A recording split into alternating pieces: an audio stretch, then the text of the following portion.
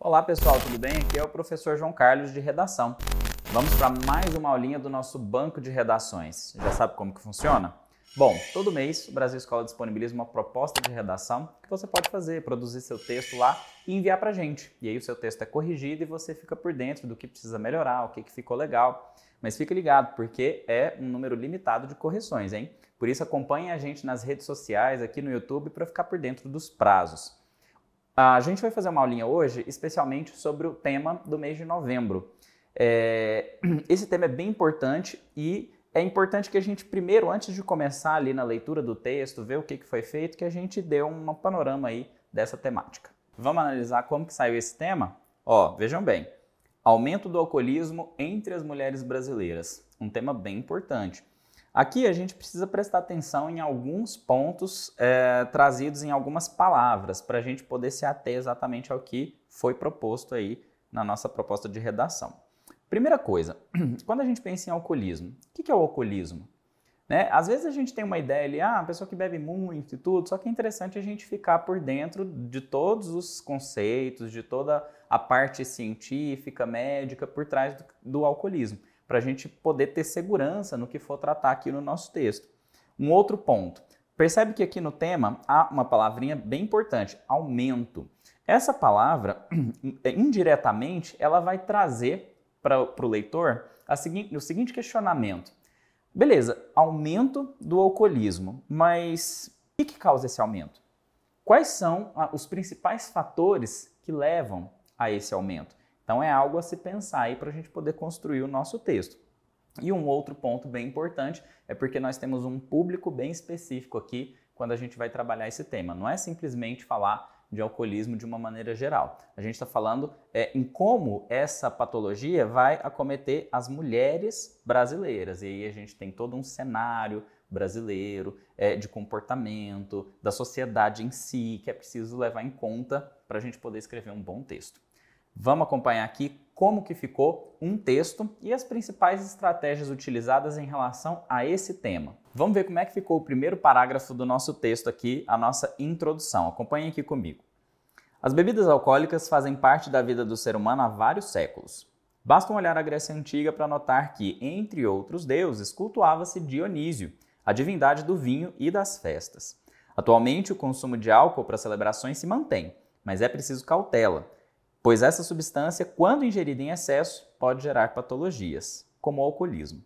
No cenário brasileiro, as mulheres têm sofrido com esse mal, haja vista que, entre elas, houve um aumento de 30% do consumo de bebidas alcoólicas na última década, conforme apontado pelo IBGE. Isso se deve, principalmente, à grande pressão social sofrida por esse grupo, o que foi agravado com a pandemia de Covid-19. Vejam que aqui nesse parágrafo nós temos algumas estratégias elaboradas para fazer uma contextualização interessante para o leitor. Primeira questão, por que a gente trouxe a parte histórica e até uma citação aqui mitológica? Para mostrar o tempo em que o ser humano faz uso dessa bebida, ou seja, a gente está falando aqui de vários séculos atrás, para mostrar que isso está inserido na nossa vida, que é preciso entender que não é uma coisa que surgiu do dia para a noite, existem tradições, muito associadas a celebrações, e onde a gente quer chegar com isso? Que é preciso ponderar esse consumo, como foi feito aqui mais ou menos na metade do parágrafo. Por quê? Esse consumo em excesso pode gerar problemas. E é aí que a gente entra com as especificações do tema. Um desses problemas é o alcoolismo, que é exatamente o nosso tema aqui. E mais específico ainda é em relação ao público feminino no Brasil.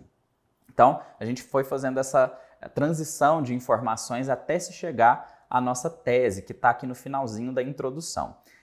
Quando a gente especifica os porquês desse alcoolismo ter aumentado entre as mulheres no Brasil, a gente coloca ali os dois pontos bem evidentes que nós vamos trabalhar nos próximos parágrafos. E isso é muito importante aqui para a nossa introdução. Vamos para o segundo parágrafo para a gente poder observar como foram desenvolvidas essas duas partes que a gente colocou lá na introdução. A gente viu lá na introdução que a primeira delas tem a ver com essa carga sofrida pela mulher, essa pressão colocada sobre ela em relação a como a sociedade se comporta. E o outro ponto tem a ver com o agravamento disso em relação à pandemia de Covid-19. Tudo isso dividido ali entre os parágrafos para o texto ficar bem organizadinho. Acompanhe aqui comigo esse segundo parágrafo, que é o nosso D1. De início, vale apontar que a sociedade brasileira impõe muitas responsabilidades ao público feminino, fruto de um histórico patriarcal.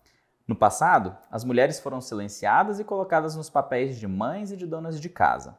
No presente, conseguiram conquistar direitos, como o de estudar e o de trabalhar fora, mas ainda não foram desafogadas das obrigações domésticas.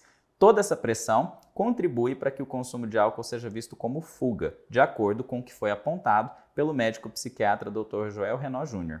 Assim, na tentativa de suportar as pressões de uma sociedade que a aprisiona, a mulher acaba caindo em outro problema, o alcoolismo. O que a gente pode observar aqui desse parágrafo? Bom, nós temos a ideia de um tópico frasal que remete exatamente o porquê desse aumento do alcoolismo entre as mulheres. E nós temos aqui também informações que remetem a certos costumes, algumas práticas sociais de acordo com a realidade brasileira. Então a gente sabe que nós temos uma sociedade patriarcal, que nós temos uma sociedade que durante muitos séculos incumbiu à mulher o papel de mãe e de dona de casa, certo?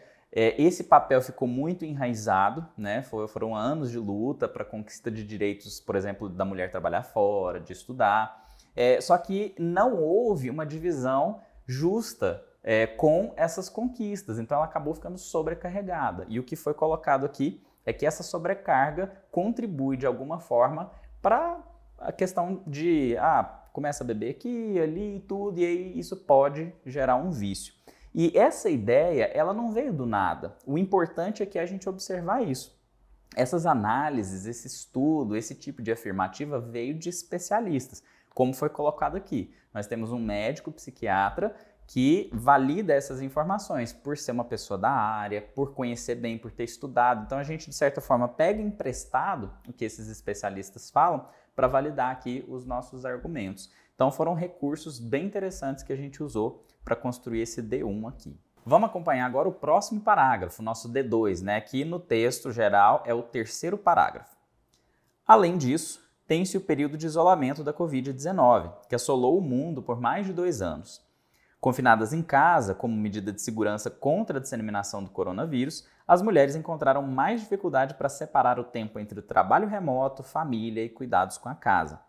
Na tentativa de conciliar tudo isso, já que a divisão dessas tarefas com os homens é rara, muitas delas se viram ainda mais desgastadas, recorrendo ao álcool como forma de vivenciarem seus próprios momentos. Dessa forma, o alcoolismo, que já era um problema devido às grandes pressões sociais, agrava-se, o que compromete a saúde desse público mesmo após a pandemia. O que a gente observa aqui nesse ponto? Bom, existe um cenário específico aqui que foi comentado no parágrafo, a pandemia de Covid-19.